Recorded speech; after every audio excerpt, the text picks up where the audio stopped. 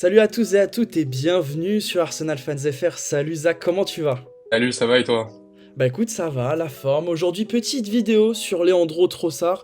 On vient poser cette question entre ces deux tours enfin ce match aller et retour de Ligue des Champions. Est-il plus qu'un super sub? Il a fait de très très bonnes rentrées récemment. Il fait de très bonnes rentrées en fait depuis qu'il est chez nous. Et du coup, avec Zach, on s'est dit bon bah autant faire une petite vidéo là-dessus parce que c'est un joueur qu'on trouve tous intéressant, qui nous a tous marqué depuis qu'il est là, depuis plus d'un an maintenant, qui a souvent été bon. Mais est-ce que c'est pas un peu son rôle d'être super sub et de ne jamais voir en fait de la continuité en étant titulaire? Bah voilà, en fait c'est la question qu'on va se poser. Mais avant, petit retour sur son arrivée, comme on fait avec tous les joueurs. Vous avez l'habitude maintenant, ceux qui nous suivent depuis un an maintenant.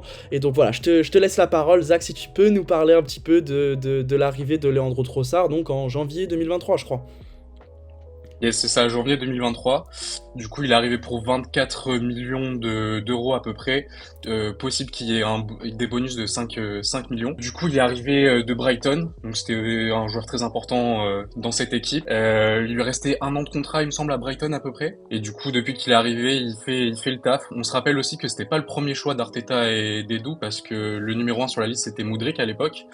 Bon, on n'a pas pu payer aussi cher que Chelsea. Heureusement, j'ai envie de dire, mais voilà. Ouais, c'est ça, c'est-à-dire qu'au final, Leandro Trossard, c'était pas notre choix numéro un, comme tu l'as dit, on était plus Team Mudryk, etc. Quand tu vois la pente des deux qui fait littéralement comme ça et qui se croise un petit peu, blague à part aussi, Mudryk est beaucoup plus jeune, donc le développement est peut-être un peu plus compliqué, Ouais. mais en soi, pour moins de 30 millions d'euros, c'était un peu un braquage, et surtout quand on voit ces 6 Mm. premiers mois de l'année 2023, on se dit, waouh! Mais quel joueur! Il fait 10 passes décisives, il marque un but, Mhm. dont un Ouais. triplé de passes décisives, je crois, de mémoire contre Fulham. Et là, on se dit, en Mhm. vrai de vrai, qu'est-ce que ce joueur, a envie à Mudryk, tu vois, très sincèrement. Et puis même, au final, le truc qui était cool avec lui, c'est que, il peut jouer devant, il peut jouer à gauche, il peut jouer un peu plus Mhm. reculé en meneur de jeu. Donc au final, t'as un joueur qui est vraiment super polyvalent. Et Arteta, il s'est beaucoup appuyé sur lui, donc, lors de la saison 2022-2023. Il a pas énormément débuté lors de cette saison-là parce que ça tournait très bien avec Gabriel Martinelli, avec Bukayo Saka, avec donc Gabi Jesus, bon, qui s'était blessé entre temps, mais Eddie Nketiah jouait numéro 9. Et moi, je sais pas toi, mais Mhm. j'avais quand même pas mal d'attentes sur la saison 2023-2024. Ouais, pareil aussi. Je voulais qu'il nous sorte une grosse saison. Je m'attendais à ce qu'il soit peut-être un petit peu plus titulaire qu'il ne l'a été. Mais franchement, bah, pas déçu, quoi. Pas déçu de sa saison. On a vu aussi qu'il a un peu changé de profil. Comme tu dis, la saison dernière, il a tourné autour de 10 passes D à peu près. Et cette saison, c'est plutôt le contraire. Il marque plus qu'il fait des passes décisives. Ouais, c'est ça, c'est-à-dire qu'il plante beaucoup plus. Moi, l'année dernière, la chose que je pouvais lui reprocher, c'était, c'est bien beau de mettre des triplés de passes décisives, mais il avait des actions où il pouvait les mettre au fond. Et là, cette année, en fait, c'est Mhm. l'inverse, c'est-à-dire qu'il est beaucoup plus chirurgical. Il est limite moins bon dans le jeu que 2022-2023, mais derrière, but. Je pense à son match contre C'est ça. Porto, juste but. Et au final, tu vois, c'est ce qu'on Mm. veut. Et notre meilleur finisseur, si on regarde vraiment tous nos attaquants, j'inclus même Bukayo Saka, le meilleur finisseur c'est Trossard. Quand tu comptes Martinelli, Nketiah, Mhm. même si Nketiah, bon, il y a peut-être débat, je dis Martinelli, oui, donc Havertz, Saka. Au final, moi je trouve que celui qui a la finition la plus chirurgicale, celui qui va convertir plus facilement les occasions, c'est Trossard. Et du coup, pourquoi pas ne pas le titulariser, quoi? Pourquoi est-ce qu'il n'a pas assez de continuité? Moi, je sais pas ce que t'en penses, mais en soi, Mm. le débat mérite d'avoir, d'exister en tout cas. C'est sûr. Après, je sais pas d'exemple concret en tête, mais je sais que ça arrive souvent en fait de le voir titulaire et de le voir jouer 90 minutes et il fait pas forcément un grand match et des fois il lui suffit de 5 minutes, 10 minutes, 15 minutes. Il rentre, il plante et il fait son boulot et voilà. Ouais, Et ouais, c'est un joueur un peu énigmatique. Mais c'est ça, j'ai l'impression qu'il est meilleur en sortie de banc. C'est 6 buts, toutes compétitions confondues en tant que remplaçant cette saison et personne n'a fait mieux dans les top, les 5 grands championnats en Europe. Wow. Donc voilà, c'est le super sub ultime cette saison. Ah ouais, ok. Putain, l'information de ouf, je savais pas du tout. Moi, très honnêtement, quand je le vois titulaire, je suis content parce que c'est un bon joueur, etc. Mais j'ai toujours cette appréhension de en fait, tu vois, sur le banc, on n'aura pas un mec qui va avoir le même impact que lui, tu vois. Et de l'autre côté, je me dis aussi que quand en début de saison, il a quand même eu quelques fois sa chance, ailier gauche, j'ai pas du tout apprécié. Il l'a eu quelques fois en numéro 8, idem, j'ai pas trop apprécié, j'ai pas trop compris j'ai pas trop compris ce que voulait faire Arteta. Et là où je le trouvais le plus intéressant, finalement, c'était Faux-Neuf. C'est-à-dire que Faux-Neuf, je trouvais il pouvait des fois permuter avec Martinelli, il y avait une bonne connexion avec Saka, et surtout le côté gauche était pas délaissé. C'est-à-dire que Martinelli, il souffre de quelque chose cette saison, c'est que le côté gauche, il est délaissé. Et là, en fait, il y avait un minimum de cohésion avec Trossard. Et au final, Jesus revient, et aussi Havertz donne satisfaction au poste de 9 parce que il a un aspect plus physique que Trossard, on peut pas le nier, et surtout que Jesus et Trossard, c'est deux profils qui se ressemblent, donc logiquement tu peux mettre Jesus dans la hiérarchie des 9 devant Trossard. Donc au final tout ça fait que t'as pas vraiment de poste à lui accorder.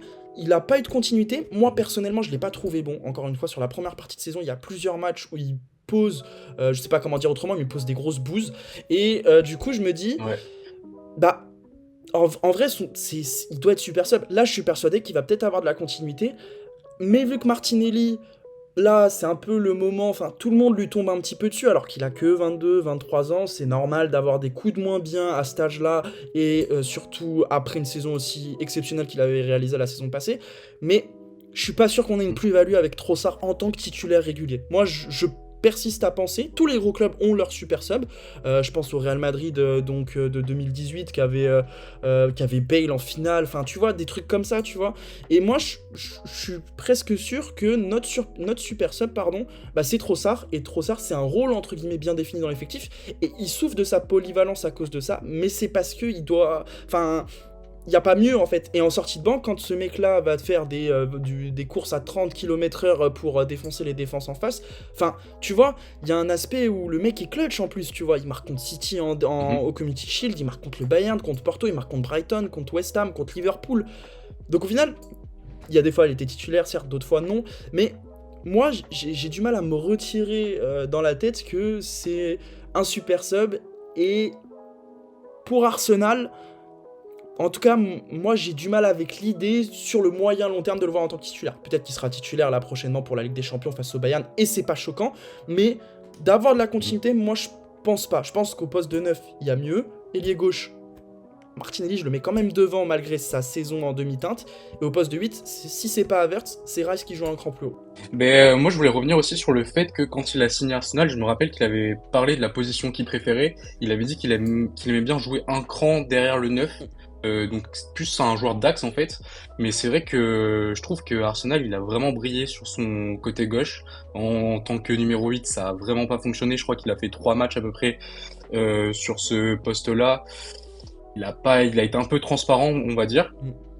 En tant que 9, franchement, très bon, mais pas au niveau de Jesus ou Havertz par exemple. Donc pour moi, pareil, il est troisième dans la hiérarchie. Mais c'est vrai que sur ce côté gauche, il est tellement intéressant, et puis d'autant plus en fin de match quand il rentre, et surtout dans les gros matchs d'ailleurs. C'est là qu'il est vraiment vraiment dangereux quoi. Et tu parlais du fait que comment dire, vraiment son boulot c'est de planter, et je trouve ça incroyable, son calme devant les buts en fait. Pour moi c'est le meilleur finisseur à Arsenal. Il y a pas c'est le mec le plus calme devant les buts. Il fallait pas fébrile ce mec quoi. Ouais, c'est ça, tu repenses à son piqué en fin de match contre Brighton, en plus contre son ancien club.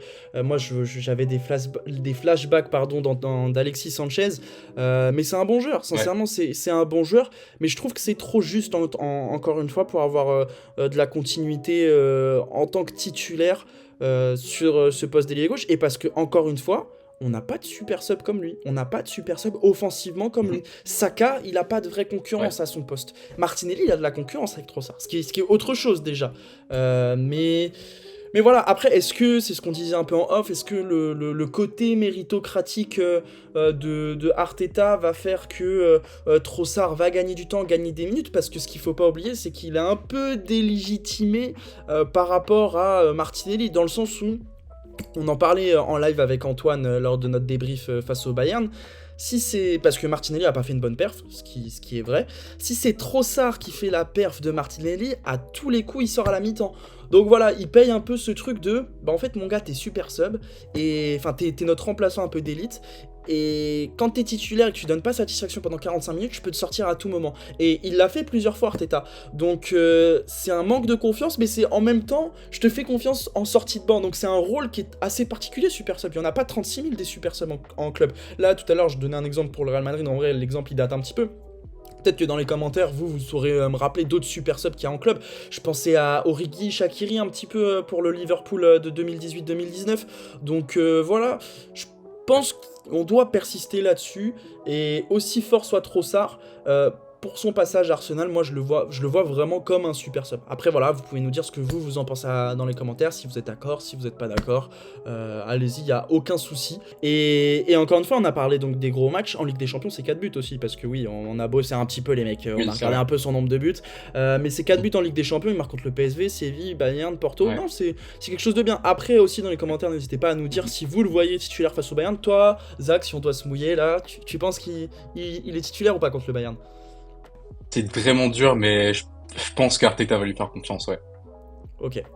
Bah moi j'ai tendance à penser que Martinelli va peut-être retrouver sa confiance. Après, Trossard plante beaucoup, peut-être que non. Mais je sais pas. Un petit délire Trossard à gauche, Havertz en 8. En fait, j'ai peur que Trossard et Havertz se marchent dessus. Du coup, c'est pour ça que je partirai avec Martinelli toujours à gauche. Mais par contre, Havertz 5 cran plus bas et Jesus titularisé. Ouais. Donc voilà. Ce que j'espère aussi, c'est que le côté gauche sera plus, comment dire, plus solide. Enfin, je sais pas si ça va marcher Kivior avec Trossard. À voir si Kivior va commencer. Est-ce que ça sera Zinchenko, Tomiyasu? À voir. Ouais, c'est ça, parce que moi, ce que je vante un peu avec Martinelli, c'est son côté j'ai la dalle, je défends quoi qu'il arrive, je soutiens mon arrière-gauche. Trossard le fait aussi, mais il a pas le même impact physique, il a pas la même accélération, on va dire, en contre. Donc à voir. Moi, je sais que ce que je reprochais encore une fois à Trossard, c'est pas le but de la vidéo, c'est pas de bâcher Trossard, hein, c'est juste de voir un petit peu ses limites dans le jeu. C'est que, bah, tu vois, encore une fois, en 8, des fois, physiquement, il voit pas le jour. Donc c'est pour ça que là où je peux te rejoindre sur l'aile gauche, c'est peut-être le poste où il est plus intéressant, même si moi, le top 1, vraiment le top 1, c'est Faux 9. Sauf que Faux 9, encore une fois, t'as 2 joueurs qui sont au-dessus de lui. Donc voilà, écoute, je crois qu'on a fait le tour. Bah écoutez, Gunners, on se dit à une prochaine. Merci Zach. Et on se dit pour une prochaine vidéo. Et on espère pour une victoire face au Bayern. Allez, salut Gunners. Salut.